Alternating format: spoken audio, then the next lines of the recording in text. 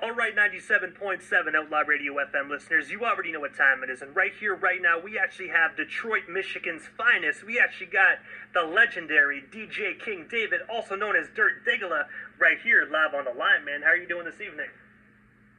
What's up, DJ Immortal, and everybody out there in Canada? Appreciate y'all tuning in. Hey, man, I gotta say, I appreciate you for just giving us a bit of your time this evening, man. Me personally, I grew up on that Detroit hip-hop, man, so it's definitely an honor to welcome one of the best to ever do it right here on 97.7 FM. I appreciate that. But, man, I know you're a busy guy, man, so I'm going to dive right into this interview, but I want to take you back to the very beginning, man, and I have to ask first and foremost, man, what actually made you decide to get into the music industry initially, man, because you're just so talented at what you do, man. Your roots run so deep. Thank you. Just seeing my friends being successful at it. I was always doing hip-hop since, like, the breakdancing days when I was a kid. So, I always bought all the rap tapes and all the rap records and things of that nature. So I was a lifelong fan. But when I saw it was possible that I could do something with it, I just stepped up to that plate and just ran with it. And also as well, man, you were actually a member of the hip-hop group, the Mountain Climbaz. I was wondering, what's the story behind that iconic group? And of course, how did you actually get connected with the other legendary members? The Mountain Climbaz started with Strike and Journalist 103. Those are the founding two members. And they went through different lineups before I became a member. What happened was, I had started DJing at a spot downtown Detroit called Cafe Mahogany, and it was an all hip-hop and poetry spot. So journalists would come through there a lot, and me and him would just build just on some, hip-hop and what was going on, and he would, say new raps to me. So me and journalists became cool first, and I guess he told Strike about me. And I was a free agent at the time. I had just separated from my first group. And people kind of knew that I was out here making noise. I was doing radio with P Groove over at 88.1 at Mahogany. I was a known character coming up. So Strike came down to Mahogany one night and saw me on the tables, and it was like, we need a DJ. And at the time, they had a 12-inch record, which is kind of rare for a Detroit group, like in 99, like early 99. And I had to get sent single, so I thought they were serious. And I knew I was serious, so I became a member. And then we added two more rappers, but only one of them stuck around. So the final lineup was myself, Strike, Journalist, and YG. And I gotta say as well, man, you went on to actually do a phenomenal work for Strike's solo work as well, man. And I do know that he was also Lickety Split in 8 Mile, which we're definitely going to get into further on in the interview. I just wanted to make sure our listeners actually knew about that. Right. Yeah, definitely. Yeah, me and Strike, the group kind of dissolved, and it was just me and him.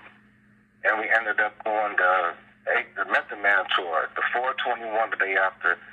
For that album, we did the Midwest part of that tour with Method Man, Inspector Deck, Master Killer, Street Life, DJ Mathematics, and then Manager 7. Peace to the Wu-Tang. And I have to ask, man, because that was actually in my question list, but since we're actually on that topic of that 421, the day after tour, man, I have to ask, man, what was one of your most fondest memories of being on that tour? Because I already know, putting all you legendary hip-hop acts together, man, there must have been some just timeless memories that you guys shared on the road. The reception of us just being with Wu and by Strike being in the movie, it was like I felt like I was on top of the world for a moment. Like, people run up to you and they kind of know that you got mixtapes out, and the internet wasn't really as big as it is now, but the kids was knowing about our underground stuff that we might have touched up 1,500 copies of. And we in Indiana and Ohio and Illinois. It was crazy. I became a better chess player thanks to Master Killer. Instead of chess. And also as well, man, in the year 2000, Mountain Climbaz actually dropped a phenomenal album titled Maximum Carnage.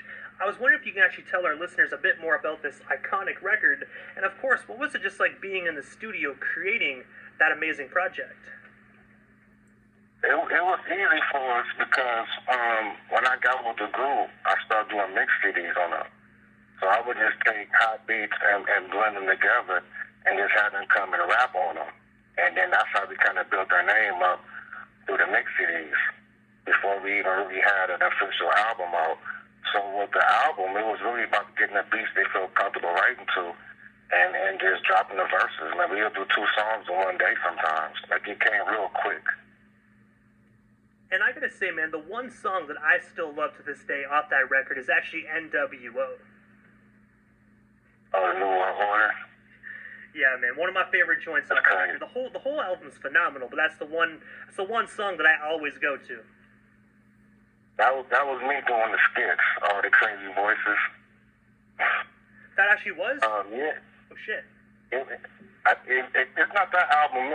Maybe I'm thinking about the wrong album. But there's one album where I actually read parts of the Louis Lynch letter. I actually did not know that, man. I really didn't.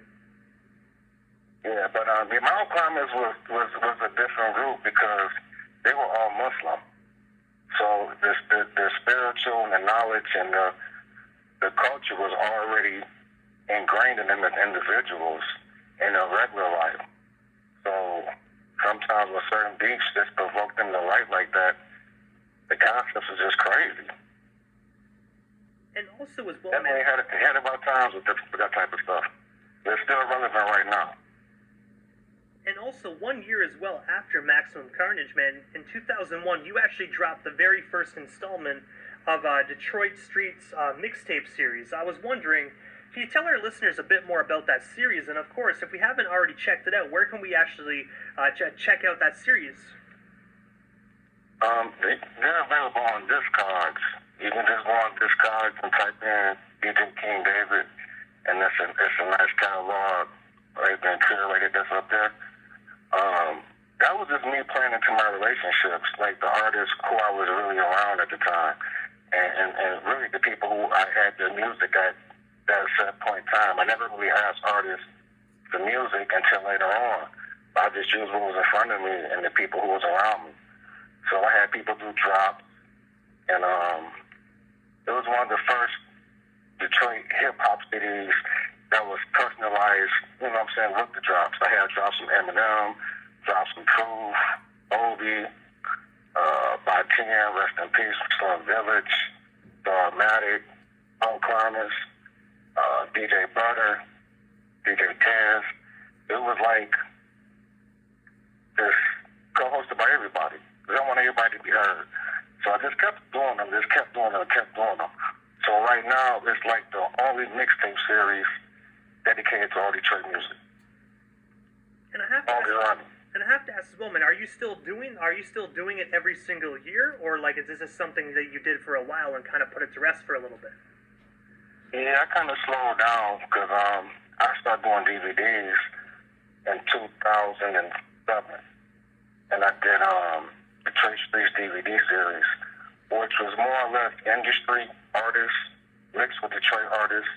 But I kept the name going because it was still a product of Detroit Streets. So I did those for like maybe 5-6 years. And then I started focusing on being an artist. Like after Proof passed away on my birthday, rest in peace to Proof.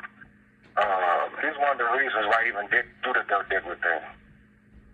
He was a fan of it. And I gotta say, most definitely rest in paradise to Proof, man. One of the most phenomenal MCs, me personally, I ever heard, man. And I still can't believe he's gone, man. I still sit back sometimes and think, what would Proof actually be like today if he was still here, man? Because, like I said, he was a phenomenal MC. Yeah, he was something different. That was the first person I actually met in the hip-hop community. He was at the hip-hop shop, and I read about it in the newspaper, so I went to go check it out through my investigation, and that's how I came across Proof. And we battle rapped.